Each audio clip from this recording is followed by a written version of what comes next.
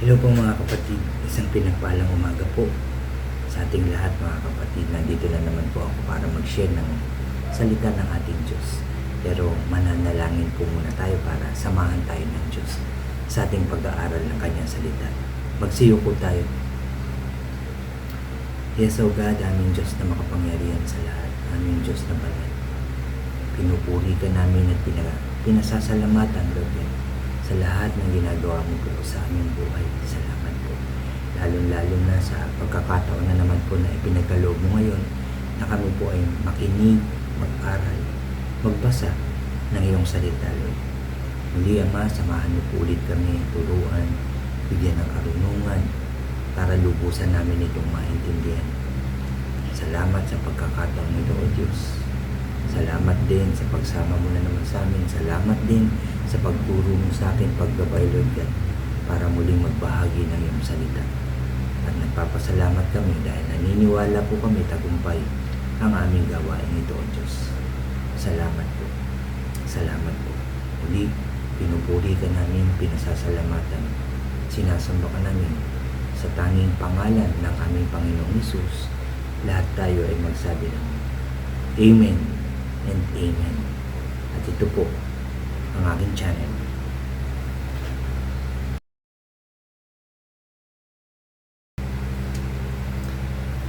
Hello po ulit mga kapatid. Ulitin ko lang, isang pinagpalang umaga po sa inyo at sa ating lahat mga kapatid. Bago ko po umpisahan yung aking sharing ngayong umagang ito, nanyayahan ko lang po yung mga bago dyan sa aking channel na huwag niyo pong kalimutan na mag-subscribe, paki-like and share niyo po ang aking mga videos at paki-click din po ang notification bell para lagi po kayong updated sa mga bago ko pang i-upload mga kapatid. Salamat po. Salamat.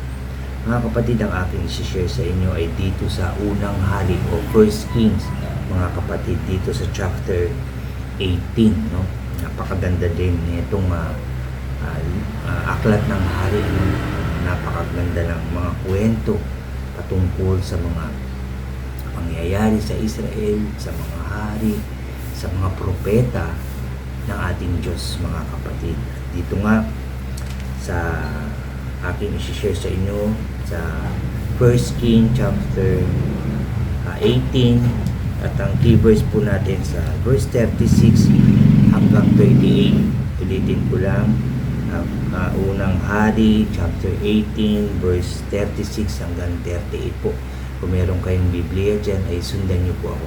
Pero balikan muna natin yung mga ibang pangyayari bago natin puntahan yung key verse na ating pag-aaralan ngayong umaga, mga kapatid. Sa pangyayari na taggutom dito sa panahon na to at maraming propetang ipinapapatay. Ano po, dito sa panahon na to, dito sa chapter na to, mga kapatid, nandito si Elias o si Elijah, ang propeta ng ating Diyos. Ano po, ulitin ko lang, maraming pinapapatay, lumaranas pa ng matinding taggutom, pero may isang tao rin na may takot sa Diyos. Ano po, ang pangalan nito ay ito po ay tauhan ni Haring Ahab, mga kapatid. Noong panahon na yun, ang hari noon ay si Ahab, po. At yung kasama niya si Obadias, mga kapatid. Ito yung may takot sa Diyos. Sa dami nga na pinapapatay, itinago niya ang mga propeta na nasa 100. Pinaghati niya to, 50-50 tinago niya at dinadala niya ito ng pagkain at ng inumin. At isang araw nga, pinatawag si Obadias ni Haring Ahab para maghanap ng pagkain, yung mga damo para pagkain sa kanilang hayop, kamelyo, kabayo, para hindi daw mamatay sa gutom. Isang araw, yun nga, sa panahon na to, si Elias din ay nagtatago, kung saan pinapapunta ng Diyos, At isang araw, yun nga, sa paghahanap naghiwalay ito si Haring Ahab, si Obadias, naghiwalay sila, naghanap sila ng makakain nga ng mga hayop, mga damo. At biglang nagkasalubong, nagkita to si si Elias at si Obadiah, no, nagkita, sabi nga niya. Sabi rito, no, basahin natin ito dito, mga kapatid, sa verse 2. At nagpunta nga si Elias kay Ahab nung pinapunta ng Diyos si Elias na umarap na. Sinabi pa nun ni Elias na hinahanap at gusto siyang patayin, pero pinapunta siya ng Diyos. Napakatindi noon, sabi sa verse 2, at nagpunta nga si Elias kay Ahab. Napakatindi noon ang tagutom sa Samaria. Kaya ipinatawag ni Ahab si Obadias, ang tagapangasiwa ng palasyo. Si Obadias ay may takot kay Yahweh nang kasalukuyang ipinapapatay ni Jezebel ang mga propeta ni Yahweh, na iniligtas ni Obadias ang 100 sa mga ito. Itinago niya ang mga ito sa isang yungib. Sabi rito, tig-50 ang bawat pangkat, at binigyan niya ng pagkain at tubig. Sinabi ni Ahab kay Obadias, tayo na, sabi niya, galugurin natin ang buong lupain at tingnan ang bawat ilog at dibis. Baka makakita tayo roon ng sapat na damo upang huwag mamatay sa gutom ang ating mga kabayo, mola at baka. Naghiwalay sila sa paghahanap ng pagkain sa buong kaharian, si Ahab sa isang panig at si Obadias naman sa kabila. Sa paglalakbay ni Obadias, nakasalubong niya si Elias. Nakilala niya ang propeta, kaya't nagpatira pa siya at sinabi, kayo po ba yan, mahal na propetang Elias?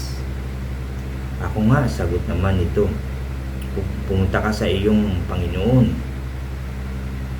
Pumunta ka sa iyong Panginoong si Ahab at sabihin mo, narito ako. Ganito naman ang sagot ni Obadias, ano pong kasalanan ang nagawa ko sa inyo at gusto ninyo akong mapatay? Kasi nga, pagka sinabi, may nagsabi na nandoon po si Elias, pag sinabi kay Aring Ahab at wala doon, siyempre nawawala yan. Dinadala ng Diyos yun, ng Espiritu ng Diyos sa mga propeta kung saan nawawala. Ipinapapatay yung nagsabi kasi wala naman. At kung sinabi talaga pong wala dito, talagang sinasabi talaga ba? Wala. At sumumpa kayo. Dahil pag nakita ko, di ba, papatayin sila. Kaya nangangako silang wala, at pag sinabi nilang naroon at hindi nakita, ipapapatay o papatayin sila. Kaya takot na lang ni Obadias na yun nga, nasabihin mo, pumunta ka ron. Kaya sabi niya, ano pong kasalanan ko? Sabi niya, no? Basahin ulit natin. Ganito naman ang sagot ni Obadias, ano po ang kasalanan ang nagawa ko sa inyo at gusto ninyo akong mapatay ni Ahab? Saksi si Yahweh ang inyong buhay na Diyos. Hinahanap kayo ni Hari Ahab sa bawat bansa sa daigdig, at kapag may nagsabing wala kayo roon, ayaw niyang maniwala hanggat hindi sila nanunumpa na kayo'y talagang hindi nila nakita. At ngayon pinapupunta ninyo ako sa kanya para sabihin, nariyan kayo. Ano ngayon ang mangyayari sa sandaling ako'y umalis upang sabihin kay Ahab na narito kayo, at dalhin naman kayo ng Espiritu ni Yahweh sa lugar na hindi ko alam, at kapag hindi nila kayo nakita, ako ang kanyang papatayin. No? Yun ang takot ni Ahab. Pero nangako, yun ang takot ni Obadias. Pero nangako si Elias na hindi siya aalis at magpapakita siya kay Haring Ahab. No? Nangako siya. Saksi ko ang Diyos. Hindi ako alis dito. Haharap ako kay Ahab. Kaya naman nagpunta si Obadias kay Ahab at sinabi na. At nagkita sila roon, mga kapatid. Nagkita sila. Sinabi niya yung mga pinapatay. Tapos pinatawag niya yung mga ilang daan, no? 450 na sumasamba sa kay Baal. Tsaka kay Asherah, pinatawag niya yung mga propetang yun. Hinamon niya.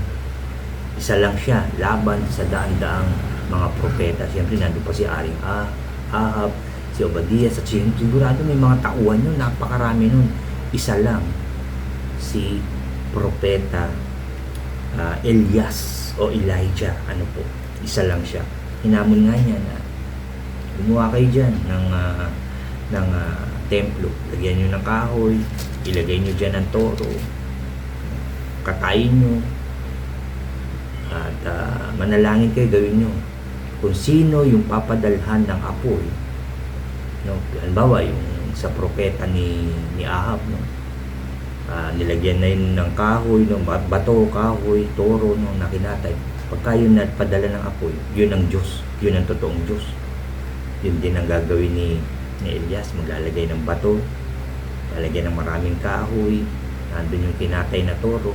Pagka yun ang pinadala ng apoy, yun ang tunay na Diyos. Ano po, yun ang hamon ni Elias sa kanila. At yun nga nangyari, ginawa nila lahat ng ganun. Nagsasayaw na, nagsisigaw na ang mga propeta ni Haring Ahab. Nagsusugat pa nga sila, mga kapatid, para sumigaw sila ng matindi. Sinabi pa nga ni Elias, lakasan nyo pa, baka natutulog, baka umalis, baka may pinuntahan. Sabi ganyan, si Baal, yun ang sabi ni propeta Elias. Maghapon na, mga kapatid, wala pa rin nangyayari sa ginagawa nila. Yan sabi dito. Basahin natin ulit dito. Sabi sa verse 30, nagsalita si Elias sa buong bayan, lumapit kayo sa akin, at nagsilapit ang lahat. Inayos niya ang altar ni Yahweh na matagal nang gumuho. Kumuha siya ng 12 bato, katumbas ng bilang ng mga lipi ni Jacob na binigyan ni Yahweh ng pangalang Israel. Ang mga bato'y ginawa niyang altar para kay Yahweh. Pinaligiran niya iyon ng isang kanal na maaaring maglaman ng 2 balding tubig. Isinalang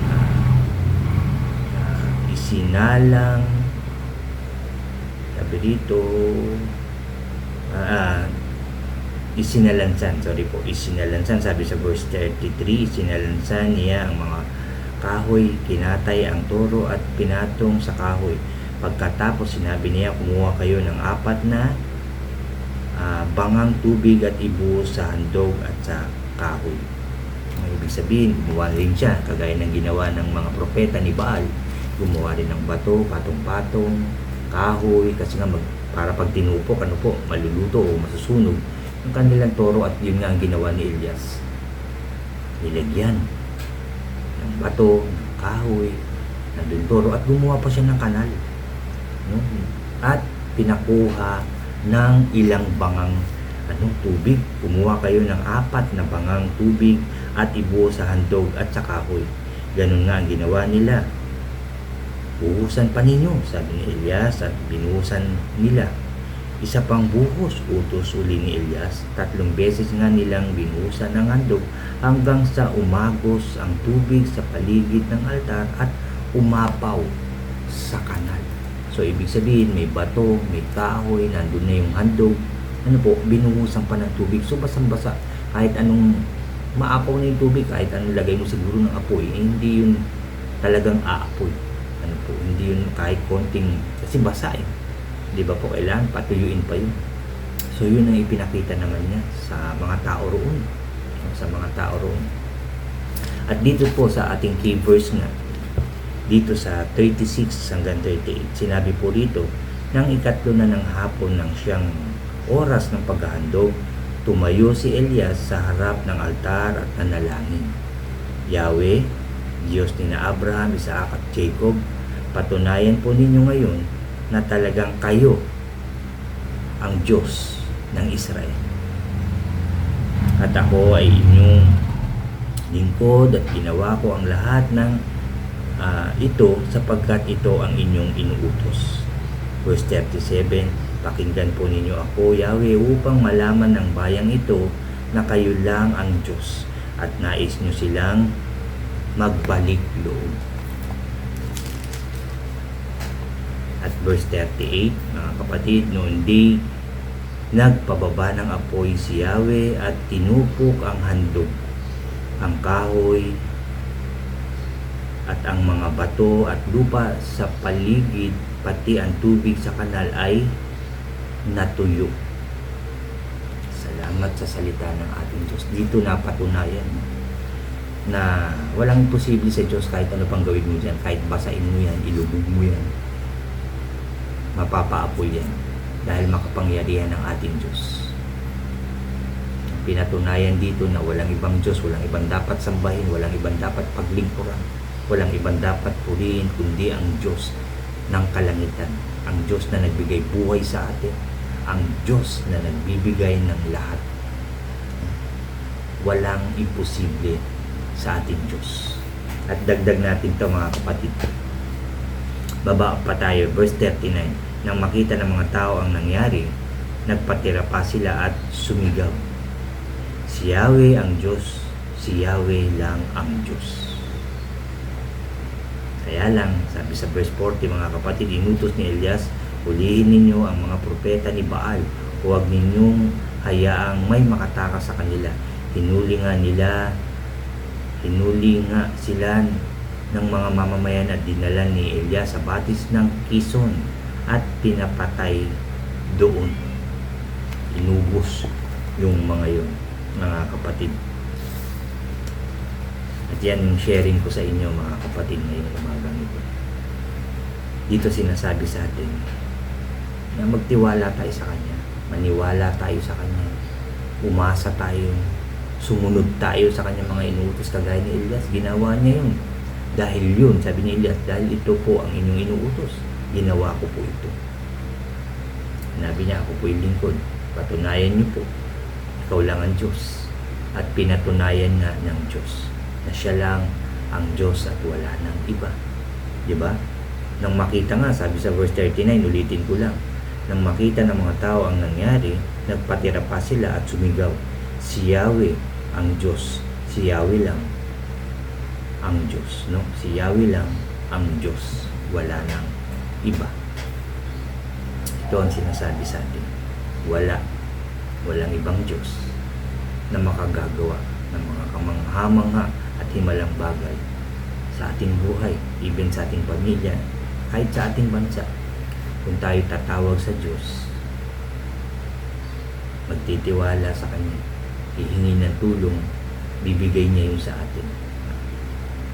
Ibibigay yun ng Diyos sa atin mga kapatid. Yan yung gustong sabihin ng ating Diyos. Ano man yung pinagdadaanan natin, dry man tayo, tuyong-tuyo man financially, no? Lungkot na lungkot man, sa pangyayari sa ating buhay, sa ating pamilya, even sa ating economy, no? Even sa ating government, ilapit natin yan sa Diyos at papatunayan niya siya ang Diyos at wala nang iba. Siya lang ang makakagawa ng hindi magagawa ng tao, no? Dahil sabi sa Luke 1:27 nga, di ba? Sapagkat walang imposible sa Diyos. Yun ang magagawa ng Diyos, di ba? Diyos ang kailangan natin, wala nang iba, at magiging maayos ang lahat. At kaya niya yung patunayan kung magtitiwala tayo, kung susunod tayo sa Kanya ng buong puso at kaluluwa. Papatunayan niya na siya lang ang Diyos at wala nang iba. Napakaganda mga kapatid. Itutuloy natin ito bukas ng umaga. Tutuloy natin itong pangyayaring ito mga kapatid na gustong malaman natin ito, no? Na gustong malaman ng Diyos ang Kanyang kapangyarihan, ang Kanyang ginawa noon at kahit ngayon, dahil hindi naman nagbabago ang Diyos. Siya pa rin ang Diyos noon, ngayon at magpakailanman. Kaya kung ano yung ginawa niya noon, magagawa rin niya ngayon kung magtitiwala tayo, kung aasa tayo, kung susunod tayo ng tapat sa Kanyang mga utos.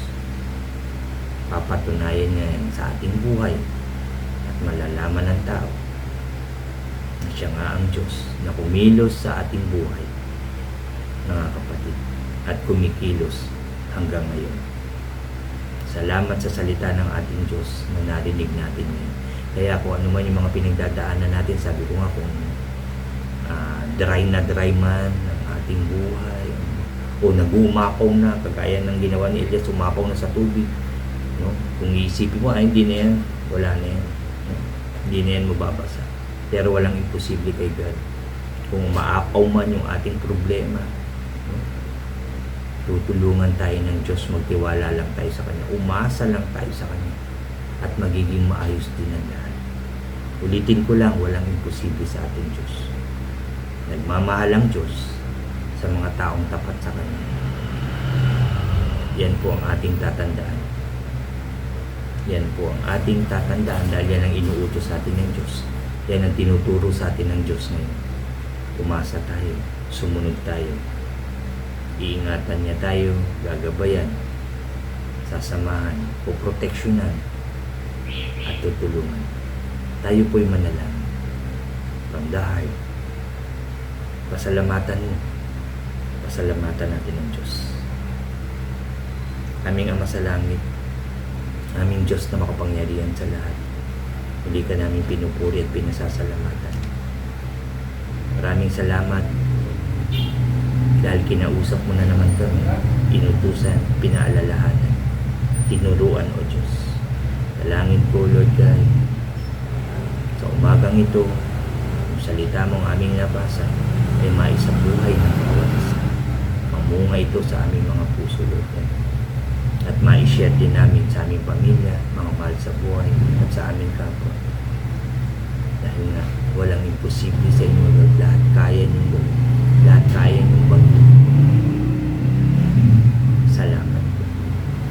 Dalangin ko, Lord God, kung ano man yung mga umaapaw sa aming mga buhay na problema, mga pangangailangan, even mga bayarin, O God, o umaapaw sa sakit at karamdaman, Lord God, sa pangalan ng Panginoong Jesus. Tanggalin mo po ito. Tuyuin mo po ito. At paliyabin ng aming pagtitiwala sa iyo, Lord God, upang matupok, masunog ang anumang mga problema, suliranin sa aming mga buhay, at mapalitan ito ng pag-asa sa pangalan ng Panginoong Jesus. Dahil tumutulong ka sa mga taong tapat sa iyo, Lord God. Nakikinig ka sa mga taong sumusunod sa iyo, nagtitiwala at umaasa sa iyo. Salamat po sa umagang ito sa iyong mga sinabi na naman sa amin, Lord. Salamat at muli mo po kaming kinausap, O Diyos. Salamat po. Salamat. Maraming salamat po sa inyong kabutihan at pagmamahal sa amin. At salamat, Lord, sa lahat ng pagpapala, sa lahat ng ginagawa mo po sa aming buhay. At salamat dahil naniniwala po ako may magandang gagawin ka na naman sa aming buhay ngayong araw na ito, sa pangalan ng Panginoon Jesus. Salamat po, Lord. Ay God, muli ingatan mo ang bawat isa, gabayan at proteksyonan, iligtas sa anumang gawa ng kaaway, Lord God. Palakasin ang mga katawan, Lord God. Pagalingin ang mga sakit at karamdaman. Ayusin ang mga nasirang pamilya, Lord God. Lord God, at muling maging maayos, masaya at payapa. Maunlad ang aming bansang Pilipinas. Even ang iyong bansang Israel, Lord God. Maging maayos, masaya at maunlad, payapa, Lord. At ang buong mundo, kaisa, magtulungan, sumampalataya sa iyo. Sumunod sa iyo ng tapat, O God. Salamat po. Salamat sa katagumpayan ng aming gawain. Salamat po. Salamat po. Salamat sa inyong pagmamahal. Salamat sa inyong kabutihan, O Diyos. Salamat po. Dahil ang tagumpay namin ay sunod-sunod. Muli, pinupuri ka namin, pinasasalamatan, sinasamba. Sa matamis at makapangyarihan pangalan ng aming Panginoong Hesus at sa pakitipisan ng Banal na Espiritu, lahat tayo ay magsabi namin, Amen, Amen, and Amen po. Salamat sa Diyos. Narinig niya ang ating panalangin. Salamat sa Diyos. God bless po sa inyo lahat. At God bless po sa ating lahat.